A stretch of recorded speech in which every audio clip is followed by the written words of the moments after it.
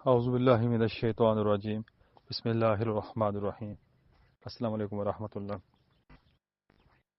رمضان المبارک کے آخری عشرہ میں سورہ القدر کو اس ترتیب سے پڑھ لیا جائے تو رزق کی فراوانی ہوتی ہے، پورا سال رزق کی تنگی ختم ہو جاتی ہے، فتوحات حاصل ہوتی ہیں، دینی و دنیاوی تمام خواہشات پوری ہوتی ہیں، حاجات پوری ہوتی ہیں۔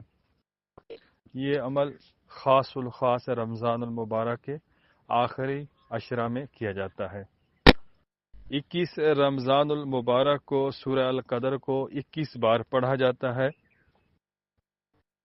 22 رمضان المبارک کو سورہ القدر کو 22 بار پڑھا جاتا ہے۔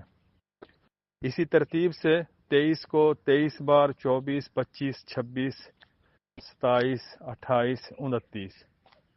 اگر 30 روزے ہو جائیں تو 30 بار 30 روزے کو، نہیں تو پھر 29ویں روزے کو 29 بار پڑھا جاتا ہے، اول آخر درود شریف کے ساتھ یہ عمل مکمل ہو جاتا ہے۔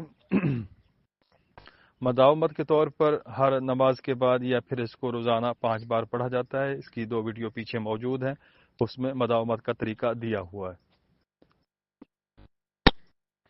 اس عمل کی برکت سے رزق کی فراوانی ہوتی ہے، فتوحات ہوتی ہیں، روحانیت بڑھتی ہے، ہر معاملے میں یہ بہت ہی پاورفل عمل ہے۔ سورہ القدر کی یہ تاثیر ہے کہ اگر اس کو شب قدر میں 3 بار پڑھ لیا جائے تو کیا ہی بات ہے، اور اگر شب قدر 21 کو ہو، 23 کو ہو، 25 کو، 27 کو، 29 کو، تو یہ سورہ القدر آپ کی تلاوت میں ہوگی، ورد میں ہوگی، عمل میں ہوگی، تو اس کا جو پڑھنا ہے آپ لوگوں کے لیے، آپ کے لیے بہت ہی فائدہ مند ہوگا۔ تو اس عمل کو کریں، بہت ہی مختصر سا سادہ سا عمل ہے، لیکن اس کی تاثیر جو ہے بہت ہی زیادہ ہے۔ کسی بھی بات کی سمجھ نہ آئے تو آپ پوچھیں، کمنٹس کریں، ویڈیو کو لائک کرنا ہے، شیئر کرنا ہے، دوسروں تک اس عمل کو ضرور پہنچانا ہے۔ جزاکم اللہ۔